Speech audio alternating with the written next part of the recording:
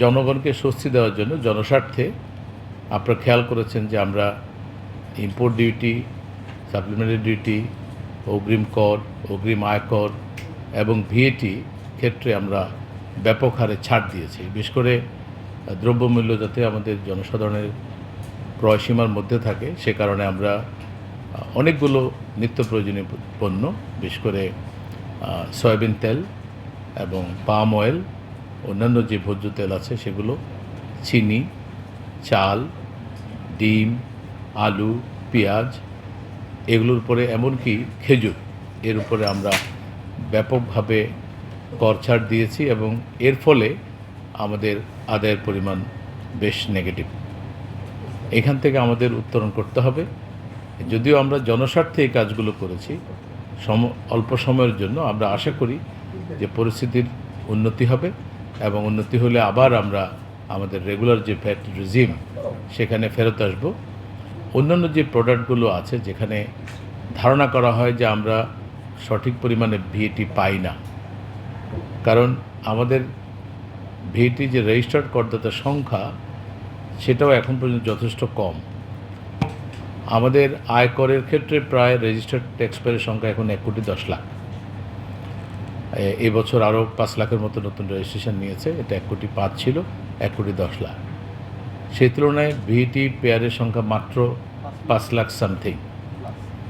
এটা অত্যন্ত কম এবং আমি আপনাদের মাধ্যমে আমাদের ব্যবসায়ী বন্ধুদেরকে আহ্বান জানাবো যে আপনাদের প্রত্যেকেরই সহজে ভিএটির রেজিস্ট্রেশন নেওয়ার সুযোগ আছে।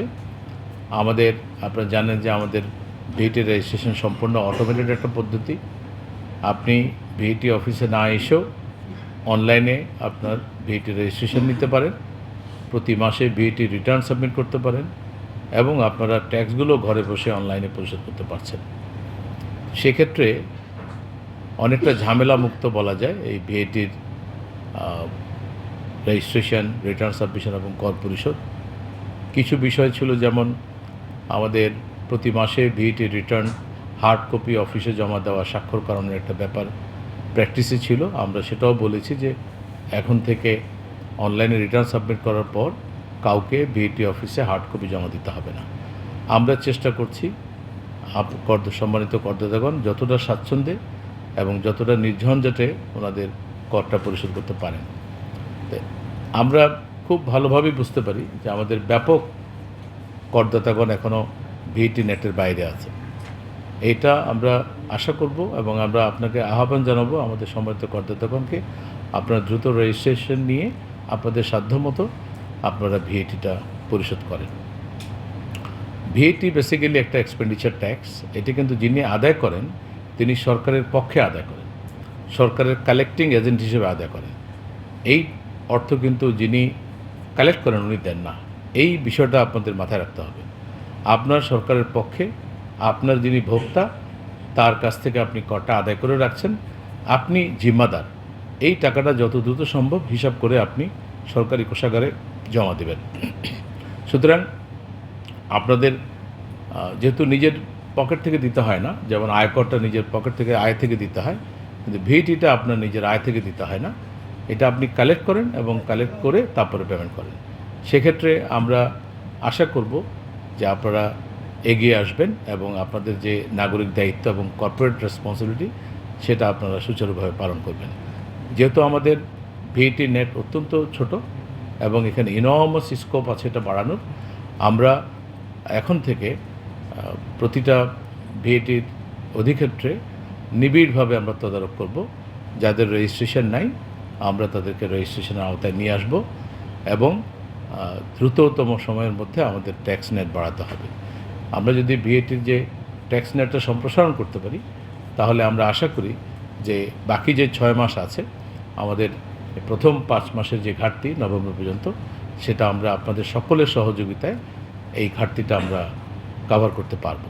এইটা আমাদের আসলে করতেই হবে।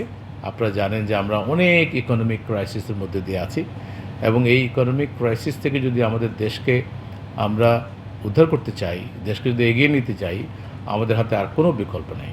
সুতরাং আপনাদের সবাইকে এগিয়ে আসতে হবে এবং আপনাদের যার যার সাধ্যমতো আপনারা পেমেন্ট করেন। আমি যেটা বিশ্বাস করি, যে দেশের জনগণ নিজের জীবন দিয়ে দেয়, নিজের অঙ্গ প্রত্যঙ্গ বিলিয়ে দিয়েছে জুলাই বিপ্লবে, সে দেশের মানুষ তার খরচের ছোট্ট একটা অংশ ভিইটি দেবেন না। আপনি রেস্টুরেন্টে খেতে যাবেন, বিলের সাথে একটুখানি ভিইটি দিবেন। আপনি একটা শাড়ি কিনবেন, একটা গহনা কিনবেন, সেখানে আপনার বিলের সাথে একটু ভিইটি আসবে। এটাকে আপনি দিবেন না, এটা আমি বিশ্বাস করি না। আপনাদেরকে যদি আমরা যথাযথভাবে এর গুরুত্বটা বোঝাতে পারি, আমি নিশ্চিত যে আপনারা সবাই এগিয়ে আসবেন এবং আমাদের সাংবাদিক বন্ধুরা, আপনারা আমাদেরকে সর্বাত্মকভাবে সাহায্য করবেন। আমাদের ভ্যাট প্রশাসনে আমরা যে মেসেজটা দিয়েছি, প্রত্যেক কর্মকর্তাকে দায়িত্বশীলতার সাথে, সততা, নিষ্ঠার সাথে তাদেরকে কাজ করতে হবে এবং করদাতাগণকে তাদের ব্যবসায়ের সহযোগিতা মনোভাব বজায় রেখে তাদের কাছ থেকে কর আদায় করতে হবে, যাতে করে আমাদের ব্যবসায়ীগণ কোনোভাবেই মনে না করেন যে তাদের উপর জুলুম করা হচ্ছে। আমরা তাদেরকে নিশ্চয়তা দিতে চাই, আপনাদেরকে আইনানুগ করটাই পেমেন্ট করতে হবে, এর চেয়ে বেশি কিছু না। আপনারা যদি নিয়মিতভাবে কর দেন, তাহলে আমাদের এই দেশটা আগাবে এবং আমরা দেশকে যে জায়গায় নিতে চাই সে জায়গায় গিয়ে পৌঁছাতে পারবো। আপনাদের